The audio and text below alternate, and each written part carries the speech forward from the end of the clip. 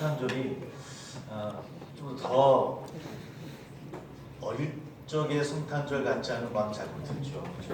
자, 키로송 한번 듣기 힘들고, 키로송 들으려면 저작권 돈을 내야 되고 어려운 그런 시대에 우리가 살고 있긴 하지만 우리 마음만은 더욱더 아기 예수를 소망하고 기다리는 우리 모두가 다 되기를 주의 이름으로 소망합니다. 네, 오늘은 보고 싶었던 분들도 몇 분 계시고 그래서 참 좋습니다. 함께 귀한 말씀 가운데 나눌 수 있는 귀한 시간 되기를 소망하고요. 보통 우리가 신앙생활을 해나가면서 우리 보통 이야기하는 것이 믿음이 있다, 믿음이 없다라는 이야기를 합니다. 믿음을 가지고 있다고 할 때 보통 우리는 그 믿음이라고 하는 것이 세상에 바라볼 때 바로 그것을 어떤 눈으로 바라보고 있는가에 대한 아마 모습일 것 같습니다. 하나님의 가치관을 가지고 세상을 바라보고 세상을 살아가려고 하는 마음들, 또 그런 힘, 이런 것들이 믿음이 아닐런지요. 그런데 이것이 평상시에는 잘 드러나지는 않습니다. 믿음이라고 하는 것이 보통 때는 잘 드러나지 않다가 정말 특별한 상황, 정말 필요할 때 오직 믿음만이 이것을 해결할 수 있겠다라고 생각되어질 때 그 믿음의 형체들이 보통은 나타나기도 하고 보여지기도 하죠. 사실 그럼에도 불구하고 우리가 믿음으로 살아간다고 하는 것, 또 믿음대로 우리가 나간다고 하는 것이 그리 쉽지는 않은 것 같습니다. 한결같이 믿음대로 살아가야 됩니다라고 이야기하면서도 그 믿음대로 살아간다고 하는 것이 쉽지 않은 것을 늘 고백하고 있는 것이 우리의 현실이다 보니까 사실 우리가 믿는 사람임에도 불구하고 하나님의 백성임에도 불구하고 내가 믿음이 있어요, 믿음대로 살아요 라고 자신 있게 이야기하는 분들을 사실은 만나기가 쉽지는 않더라는 겁니다. 왜냐하면 우리 개인으로 돌아와 보면 우리가 너무나 연약하기도 하고 늘 쓰러지고 늘 부족하기도 하고 또 우리의 처한 현실을 생각해 보면 늘 당혹스러울 때도 많이 있기도 하고요. 이럴 때는 가끔 주님께서 말씀하신 것처럼 겨자씨 한 톨만한 믿음에도 내 안에 있는 것이 맞는가라고 하는 질문을 하게 되었다는 겁니다. 오늘 성탄절을 앞에 둔 대림절 4주째 마지막 주일입니다. 어쩌면 아기 예수 탄생을 기다리고 주님의 오심을 기다리는 말씀을 함께 읽고 또 공독했는데 우리 마음속에 그런 믿음이 얼마나 있는가 되돌아보는 이 귀한 시간이 되기를 주의 이름으로 소망합니다. 우리 한번 읽지는 않았지만 우리 구약성경 이사야 7장을 한번 함께 있으시면 찾아보시기 바랍니다. 7장 우리 10절부터 14절까지 구약성경 976쪽이 되겠습니다. 976쪽 이사야 7장 10절부터 14절 말씀, 오늘 교회력으로 함께 주시는 구약의 말씀입니다. 함께 한번 읽어보겠습니다. 여호와께서 또 아하스에게 말씀하여 이르시되 너는 내 하나님 여호와께 한 징조를 구하되 깊은 데에서든지 높은 데에서든지 구하라 하시니 아하스가 이르되 나는 구하지 아니하겠나이다. 나는 여호와를 시험하지 아니하겠나이다 하시니라. 이사야가 이르되 다윗의 집이여 원하건대 들을지어다. 너희가 사람을 괴롭히고서 그것을 작은 일로 여겨 또 나의 하나님을 괴롭히려 하느냐. 그러므로 주께서 친히 징조를 너희에게 주실 것이라. 보라, 처녀가 잉태하여 아들을 낳을 것이요 그 이름을 임마누엘이라 하리라. 오늘 구약의 말씀이 사실 우리가 함께 했던 마태복음 말씀과 연결되는 그런 말씀이기도 합니다. 오늘 이 말씀의 배경은 이렇습니다. 남유다 아하스 왕 때 시대의 이야기입니다. 당시는 아수르라고 하는 이 제국이 그 지역을 지배하고 있을 때 아수르가 굉장히 강대국으로 있었던 그런 시대입니다. 그러니까 중동의 패권을 아수르가 잡고 있었는데 그 당시에 주변국이었던 아람이라는 나라와 북왕국의 여러 나라들이 연합군을 만들어서 아수르에게 대항을 하고자 하는 일이 생깁니다. 근데 그때 이 아람과 북왕국 연합들이 바로 이 남유다를 향해서 우리 편이 되어져서 함께 아수르에게 대항하자라고 건의를 하게 되어지는 겁니다. 정치적인 그런 건의를 하게 되어집니다. 바로 그런 배경 가운데 있는 말씀입니다. 그러다 보니까 이 남유다 왕 아수르가 이 남유다 왕 아하스가 고민에 빠진 겁니다. 강대국인 아수르의 힘을 믿어야 될지, 아니면 아람과 북왕국의 연합군의 편을 들어서 함께 아수르에게 대항을 할지, 이쪽을 하자니 또 어느 쪽이 또 걸리기도 하고, 이쪽을 하자니 또 아수르가 걸리기도 하고, 여러 가지 힘든 것 가운데서 어떤 선택이 이익이 될까라고 해서 고민하는 그런 가운데 오늘 이사야의 말씀이 주어지는 겁니다. 뭐라고 이야기하냐면, 이럴 때일수록 하나님의 징조를 구하십시오. 하나님이 어떤 말씀을 하실지, 어떤 것을 이루실지, 높은 곳이든 낮은 어떤 곳이든 간에 하나님의 징조를 구하고 나아가야 됩니다라고 바로 이사야가 아하스에게 권면을 하는 겁니다. 근데 이때 아하스가 뭐라고 이야기합니까? 12절 보니까 나는 구하지 아니하겠다. 그러니까 하나님의 징조를 내가 구하지 아니하겠다라고 그런 이야기를 합니다. 즉 이사야의 권유와 요청을 거절합니다. 이사야 하나님의 뜻을 구하는 징조를 구해보라고 권하고, 그래서 하나님을 바라보고 나아가라고 이야기하지만, 그러나 그는 따르지 않겠노라. 무슨 뜻이겠습니까? 하나님을 믿지 못하겠다는 뜻이겠죠. 이제는 내 힘, 내 뜻대로 행하겠습니다라고 하는 것이 바로 아하스의 답이었습니다. 사실은 이 말씀을 가만히 되돌아보고 또 고백해 보면, 사실은 오늘 이 남유다 아하스의 모습이나 우리가 살아가는 저나 우리의 모습이나 그리 다르지는 않구나라는 생각을 하게 되어집니다. 정말 무엇을 선택하고 어떤 상황 속에서 우리는 정말 하나님의 징조를 구하고 하나님을 바라보는 삶으로 나아가고 있는 것인지, 아니면 사실은 아수르처럼 강대국, 아수르처럼 힘 있는 권력, 아수르처럼 부강한 돈, 상황, 거기에 우리는 흔들리는 삶을 살아가는 것이 저나 우리들의 모습이더라는 겁니다. 우리의 마음으로 입술로는 주여 외치고 하나님을 따르겠다라고 이야기하지만, 그러나 사실은 그 징조를 구하는 우리의 신앙이보다는 의심하고 갈등하고, 아니 나의 욕심에 치우며 살아가는 것이 저나 우리들의 모습은 아닌지요.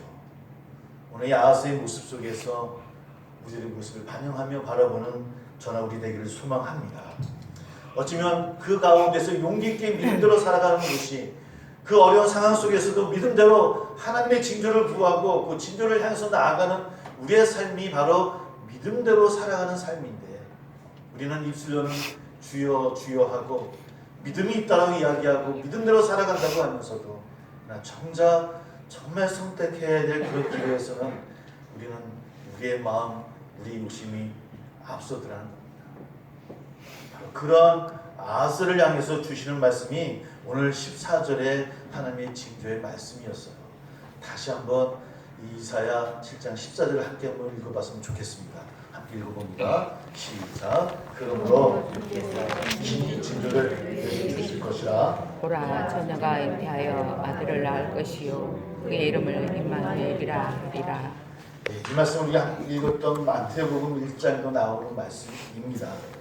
예수 그리스도의 나심에 관한 말씀으로 예언의 말씀을 우리가 깨닫고 있는 말씀이죠. 동정녀로부터 태어날 아이에 관한 징조를 이사야가 아하스를 향해서 이야기를 하고 있습니다.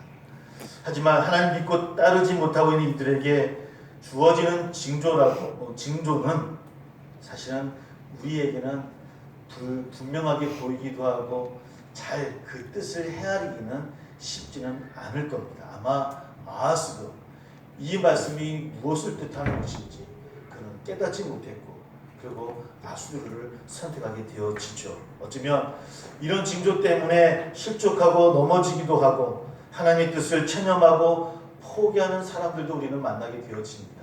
대체 그것이 나하고는 어떤 관계가 있기에, 아니 그것이 내 삶과 내 가정에게 어떤 연관이 있기에 내가 그것을 따라야 됩니까? 라고 하고 우리는 그 하나님의 징조나 말씀을 따르지 못할 때가 참 많이 있더라는 거예요.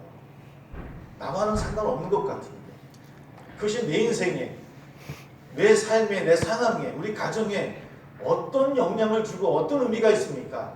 아닌 것 같습니다라고 선택하고 생각하고 우리는 우리의 생각대로 살 때가 너무나 많이 있더라는 겁니다. 이 동정녀 탄생에 대한 기사는 요즘 같은 시대에 사실은 많은 사람들을 더 실족하게 하기도 하죠. 어떻게 동정녀가 아기를 임신할 수 있습니까? 이것 때문에 사실은 기독교 신앙에 거부감을 갖는 사람들이 있다고 합니다. 그럼에도 불구하고 왜 성경은 우리의 생각으로, 우리의 이성으로는 이해가 되지 않는 이 이야기를, 동정녀 마리아가 성령으로 잉태되어졌다는 이야기를 포기하지 아니하고 이 말씀으로 정경으로 정하고 우리에게 전하는 것일까요? 그냥 아기 예수가 구름 타고 오셨다 그러면 더 쉬울 것 같은데 우리 생각에는 왜 성경은 이런 우리가 이해하지 못하는 이야기들을 성경에 담아서 왜 하나님은 우리에게 무엇을 말씀하시려는 것일까요? 즉 이 이야기는 우리에게 주어지는 징조라고 하는 겁니다. 어떤 것을 우리에게 말씀해 주시고자 우리에게 보여주는 징조예요. 그것이 동정녀다 아니다 사실은 그것이 중요하지 않다라고 하는 겁니다. 요즘 12월 25일 성탄절이 이거는 정말 하나님이 예수님이 태어나신 날이 아니다. 옛날에 태양 신을 섬기던 사람들이 이 12월 25일을 정한 것이다. 그러니 원래 예수님이 탄생하던 때를 돌아가야 된다 라고 이야기하는 분들도 계셔요. 언제일까요? 원래 이스라엘 날짜로 보면은 한 7, 8월 달이 되어집니다. 예수님 태어나신 날이.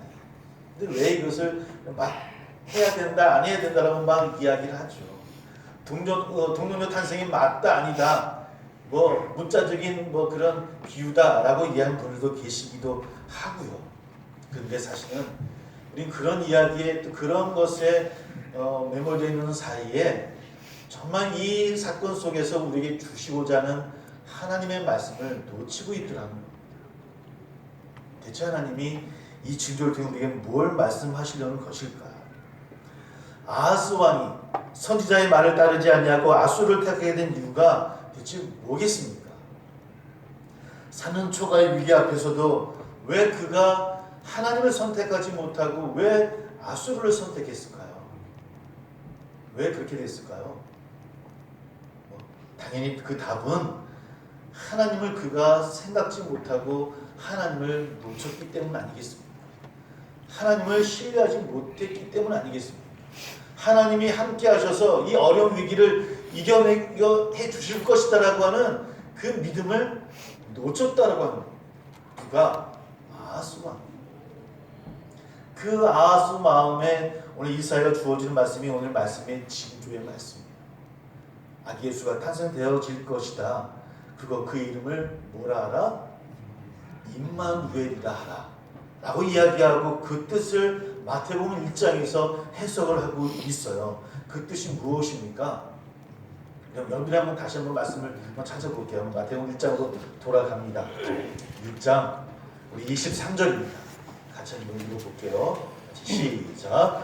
보라 천사가 잉태하여 아들을 낳으리니 그 이름을 임마누엘이라 하셨으니 이를 번역한즉 하나님이 우리와 함께 계시다 하리라. 임마누엘의 뜻이 뭐라고요? 하나님이 함께 계시다. 우리와 함께 계시다. 아기 예수의 탄생, 동정녀 마리아의 잉태, 그것이 12월 25일이든지 7월인지 8월인지 이건 옳고 그름에 따져야 되겠지만 그러나 우리가 정말 잊지 말아야 될 것이 뭐냐? 바로 하나님께서 오늘 우리와 함께 계시다라고 하는 겁니다. 아니 그분이 우리를 너무나 사랑하셔서 이 땅에 직접 오시기까지 우리와 함께 계시기를 원하시는 분이시라고 하는 겁니다. 그리고 그분이 우리를 인도해 주시고 우리와 함께 하시며 우리의 길을 어디로 갈지를 늘 섭리하시고 함께 하시는 분, 그분이 누구시라고요? 하나님이시라고. 그분이 아기 예수로 이 땅에 오신 분. 바로 아하스에게 보여준 징조나 오늘 동정 마리아를 통해서 아기 예수 탄생하는 그런 징조의 모습이나 무엇을 우리에게 이야기하고 있는가? 바로 하나님께서 우리와 함께 하시다고 하는 겁니다. 성탄절이 우리에게 왜 중요하냐? 좋은 선물을 받아서 좋은 음식을 먹어서 좋은 이야기를 나누고 좋은 만남을 가지서가 아니라 하나님이 우리와 함께 계시다라고 하는 것을 우리에게 징조로 보여준 날, 징조로 우리에게 보여준 사건, 그래서 우리가 그것을 믿고 따르기를 소망하는 하나님의 그 마음을 헤아리는 절기. 이것이 바로 성탄절이라고 하는 겁니다. 우리 가끔 설명할 수 없는 어떤 일이나 과정을 이렇게 시간이 지나가서 경험하고 난 다음에 보통 많은 성도들이 고백하는 것을 이렇게 고백합니다. 아, 목사님, 주님이 함께 하신 것 같아요. 아, 목사님, 여러분, 주님이 하셨어요. 주님이 함께 하셨어요 라고 하는 그 고백을 하게 되어집니다. 그런 일을 막 경험하면서 그런 일들을 겪어 나오면서 그 고백은 아, 하나님께서 지금도 나와 함께 하고 계시구나라는 고백 아니겠습니까? 그때는 내가 잘 몰랐었는데, 그때는 내 욕심으로, 내 마음으로, 내 지혜로, 내 연료로 행하고자 했지만 지나와 보니까 하나님이 그때도 지금도 나와 함께 하셨어요. 그리고 그분은 과거나 현재뿐만 아니라 내일도 모레도 미래도 저와 함께 하실 분이에요. 이런 고백 아닙니까? 신앙인이 이런 고백을 통해서 앞으로 나아가는 거 아니겠습니까? 하나님께서 우리와 함께 하신다는 좀 결코 믿어지지 않을 것 같은 그 사건이 우리 삶 가운데 징조로 보여지고 성경 말씀을 통해서 우리에게 깨닫게 해주시고, 그래서 우리가 불안한 내일을 바라보며 나가는 발걸음임에도 불구하고 힘차게 나갈 수 있는 이유가 어디 있습니까? 올 한 해를 마무리하고 부족했던 거 후회되는 일들도 있겠지만 그래도 기대하고 소망하고 나갈 수 있는 것은 우리 그리스도인들이 바로 하나님이 우리와 함께 하신다는 겁니다. 여러분, 이 믿음이 저와 우리 가운데 굳건히 세워지기를 주의 이름으로 소망합니다. 아멘. 하나님은 어떤 일을 하시는 분이십니까? 여러분, 하나님이 어떤 일을 하시는 분이라고 생각하십니까? 우리와 함께 하시는데, 우리가 늘 인도해 주시는 분이신데, 그러면 그 하나님이 어떤 일을 하실까요? 성경은 일관되게 우리에게 소개해 주시는 하나님의 모습은 구원하시는 하나님이십니다. 구원의 하나님. 죄와 죽음에 빠져있는 우리를 구원하시고, 그럼 우리를 의롭다 하시고 영생의 생명을 주신다라고 말씀 우리에게 이야기하고 있습니다. 아니, 너무나 자주 돌아왔던 이야기고 우리가 알고 있는 이야기이기도 합니다. 그래서 이 말씀 안에서 하나님을, 그리고 하나님의 구원을 경험해야만 함에도 불구하고 사실은 우리 너무나 상투적인 종교적인 언어로만 고백하고 있지는 않습니다. 구원의 하나님, 우리를 인도하시는 하나님, 내 삶을 구원하시는 하나님. 근데 그 우리에게는 너무나 상투적이 되어졌어요. 그래서 성탄절이 우리에게 그렇게 커다란 의미로 잘 다가오지를 못하고 있어요. 아니, 성령의 강림이 우리에게 큰 와닿지를 못하고 있어요. 그냥 흘러가는 절기처럼, 흘러가는 행사처럼 우리에게 보여주고 있더라는 겁니다.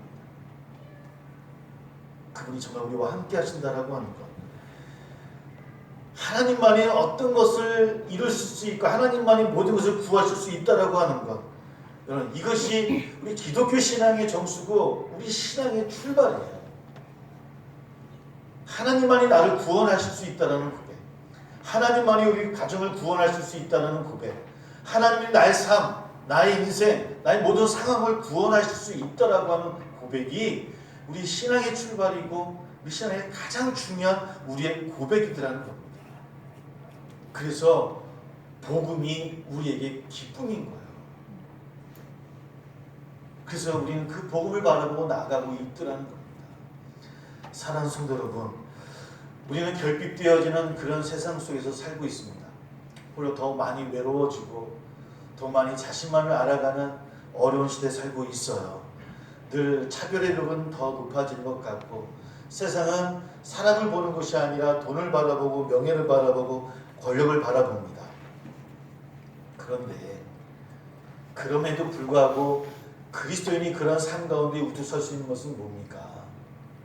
오늘 이런 복음의 징조를 통해서 하나님을 바라봄으로 인해서 우리가 살 수 있는 거 아니겠습니까?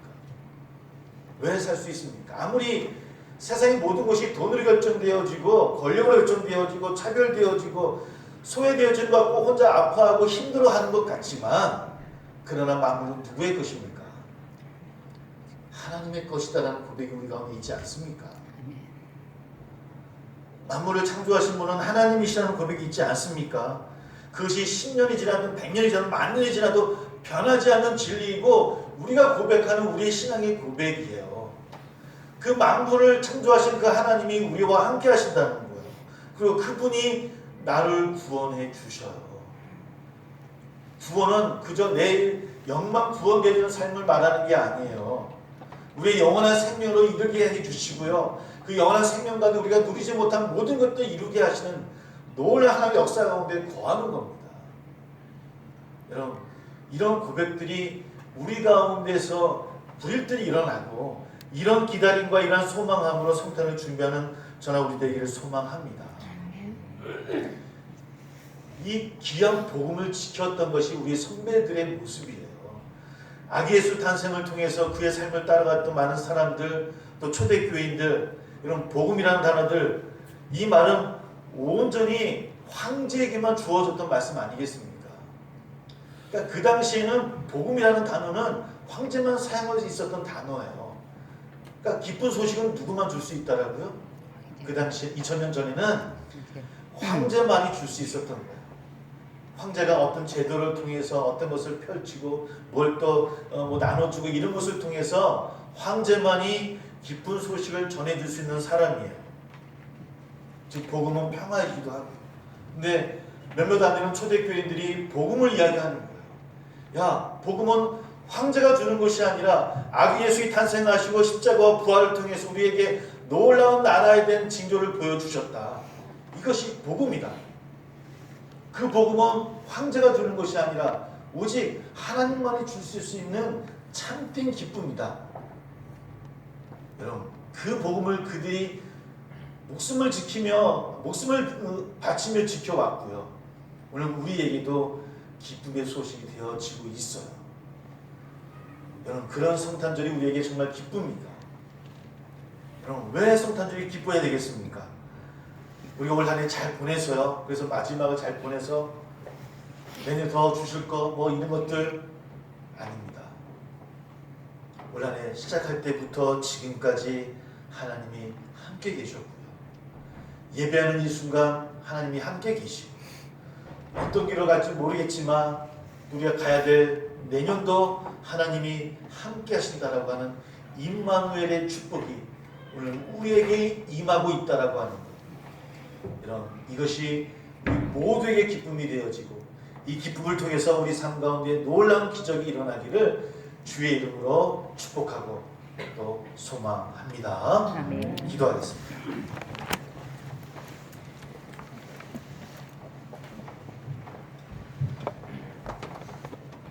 우리 함께 기도합니다. 너희는 그 은혜에 의하여 믿음으로 말미암아 구원을 받았으니 이것은 너희에게서 난 것이 아니요 하나님의 선물이라. 행위에서 난 것이 아니니 이는 누구든지 자랑하지 못하게 함이라. 그런 귀한 선물을 받은 우리가, 그러나 우리는 꼭 상투적인 말로만 고백했던 복음은 아니었는지요. 이 시간 복음을 징조로 주어진 성탄의 기쁨이 오늘 하나님을 향하는 우리의 믿음의 고백으로 나가기를 소망합니다. 우리가 흔들리지 않는, 비굴하지 않는 어떤 상황 속에서도 이겨낼 수 있는 믿음으로 나가기를 소망한다고, 그렇게 하나님을 바라보겠다라고 함께 기도하며 성찬을 준비하겠습니다.